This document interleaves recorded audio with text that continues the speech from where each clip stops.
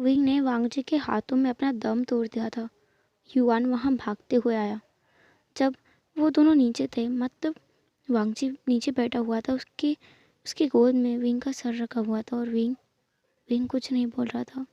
और वांगजी उसका सर सहलाते हुए बोल रहा था, कोई बात नहीं विंग, तुम सो जाओ, तुम आराम करो, हम तुम्हारे आराम करने के बाद बाद शादी करेंगे। हाँ, मतलब वांगजी लगभग अपना मानसिक संतुलन खो ही बैठा था। युआन वांगजी को वहाँ से हटाकर बोलता है, गंदे गंदा इंसान, गंदा इंसान, मेरे पापा को मार दिया। मास्टर बाउसन सरन अभी अभी वहाँ आई थी। उन्होंने बस ये देखा कि विंग को कैसे विंग ने खुद ही अपने अंदर उस स्वाड को इंसर्ट कर लिया और अपनी जान दे दी।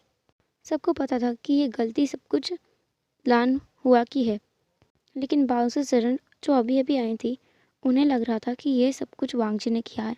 वो विंग को जानती हैं। विंग वी किलान का राजकुमार है।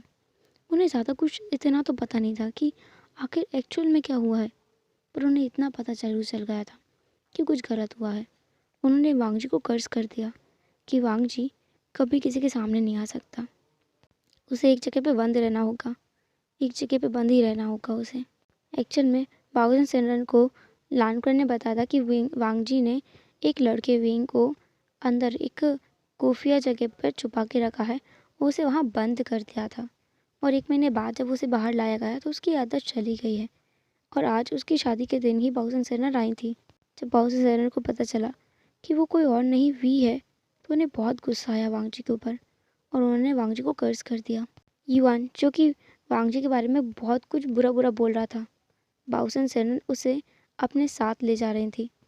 जब बाउसन सेनर को लानकुरा ने सब कुछ सच सच बताया कि इस सब में उसकी वांगजी की कोई गलती नहीं है, लानहुआ ने किया है, बाउसन सेनर को पता चला कि विंग का पूरा परिवार ही स्टैचू बना हुआ है और उसे कोई और नहीं विंग ही सच कर सकता है। तो बाउसन सेनर ने वांगजी के कर्ज का सोल्यूशन बताया। उन्होंने कहा कि जब विंग उसके पास मिल जाएगा, वहाँ पहुँच जाएगा, तो ऑटोमेटिकली वांगजी बाहर आ जाएगा।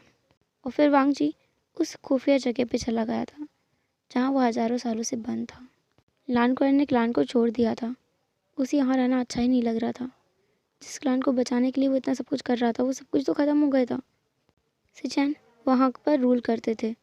उसके माँ बाप भी वहाँ से कहीं और चले गए थे। वो वहाँ रहना ही नहीं चाहते थे। युआन को बाउसन सेनर अपने साथ ले गई थी। अब हम प्रेजेंट में वापस आ जाएं। हेलो एवरीवन, हम लोग पास में जी रहे थे अभी तक, ये सब कुछ पास था। अब हम प्रेजेंट में आते हैं।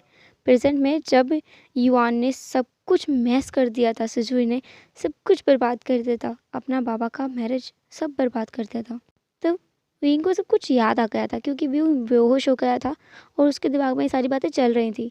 जब विंग ने अपनी आंखें खोली तो उसने अपने सामने वांगजी को पाया, जो कि बहुत ज़्यादा परेशान था। विंग ने कहा, लंजा।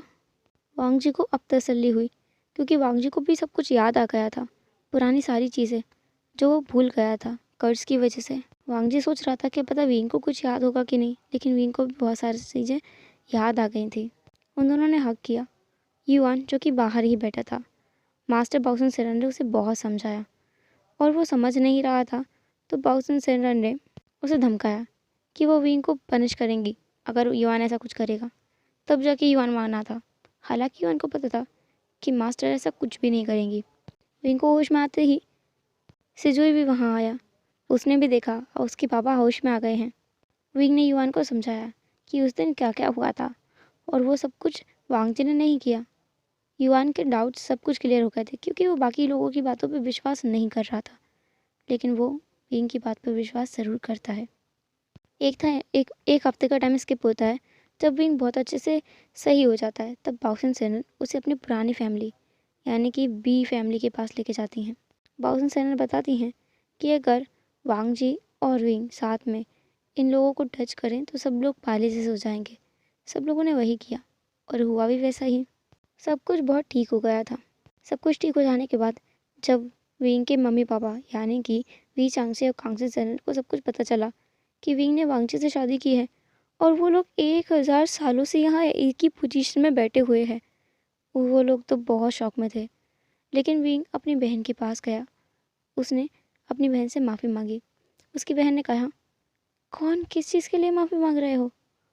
विंग ने कहा, इसलिए क्योंकि तुम वांगजी से प्यार करते थे और मैंने। उसने कहा, हे, ऐसा कुछ नहीं है और मैंने ऐसा कभी कुछ नहीं कहा। विंग ने उसे सब कुछ बताया कि उस दिन कैसे बोला था उसने। उसकी बहन ने कहा, बिल्कुल नहीं, उस दिन तो हम लोग मिले ही नहीं। मैं मम्मी पापा के साथ यहीं उनके रूम में ही थी। विंग बहुत शौक में था। उसे अब सब कुछ समझ आया कि वो सब कुछ बोलने वाला भी लैन हुआ ही था। क्या उसने कोई क्रिएट किया था कुछ इमेजिनेशन से? हे भगवान, वो कितने सारे भ्रम में जी रहा था। कांगसन सेनर और वी चांगसे ने शादी को नकार दिया। उन्होंने कहा कि वो ये शादी को नहीं मानते। उनके सामने शादी होगी तो ही वो मानेंगे।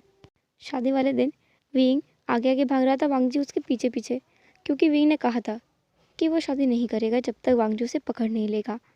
उन लोगों की पकड़म पकड़ाई जारी रही और सब लोग अपने सर को हाथ मार रहे थे। हे भगवान, इन दोनों का कुछ नहीं हो सकता। वांगजी कोल्ड पर्सन नहीं है। विंग के साथ में एक बच्चा बन जाता है।